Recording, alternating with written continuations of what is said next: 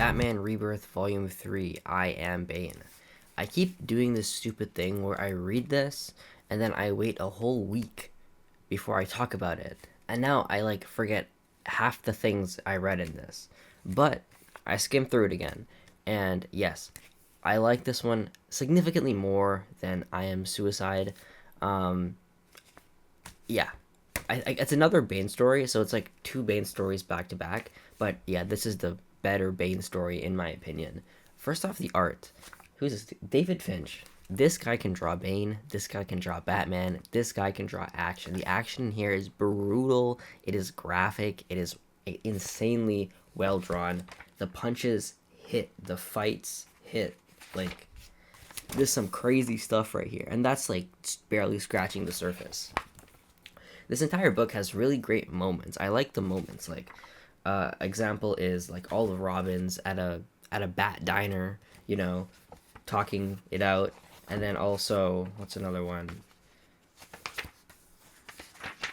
Batman, you know, storing all the Robins in the Fortress of Solitude with Superman. That was a kind of a sweet thing. Even the parallels of showing Batman and Bane's upbringing and how they were similar, but they kind of weaved off in different paths. But they were showing the parallels of it, and that's pretty cool too. This is definitely a much more action heavy book than the last one, and honestly, I'm not really complaining. You finally get to see Batman and Bane fight it out, and Batman actually beats Bane this time instead of Catwoman like kicking him in the back and like that's being that.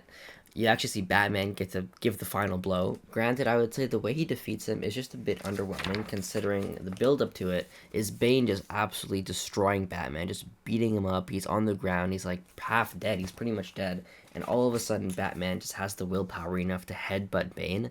It's cool and it looks great, but I don't know, if you really think about it, Batman is like 2% life left. So how does he have enough energy to go just Bane in the head? I don't really know.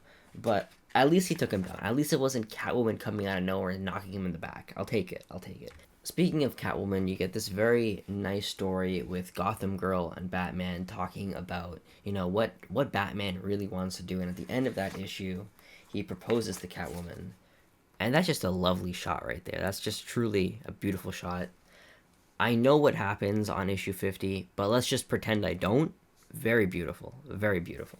You also get this really sweet backup story of Ace the dog, and Batman slowly learning to, tolerate and love Ace, and, it was Alfred's Christmas present. And that was a very sweet, short backup story I liked a lot. The other backup story that I didn't like that much is the Swamp Thing one. It's just really depressing and really sad. It's just, like, it really is just a downer, especially at the end where Batman is like screaming at Swamp Thing because he lied to him, calling him a coward. Like, oh my gosh, like it's some sad stuff. Like why are you making me so sad in this Batman comic? I don't understand. So the Swamp Thing one, it wasn't bad, but it's just like really sad, and it put me in a down mood. The Ace story, I like that. That didn't put me in a down mood. Yeah, overall, a significant upgrade over I Am Suicide. I'm excited to read War of Jokes and Riddles because I've heard very good things about that. I've heard the War of Jokes and Riddles is like the overall highlight of Tom King's run, or at least one of the highlights of Tom King's run. So I'm excited to read that. But again, a very solid read with I Am Bane.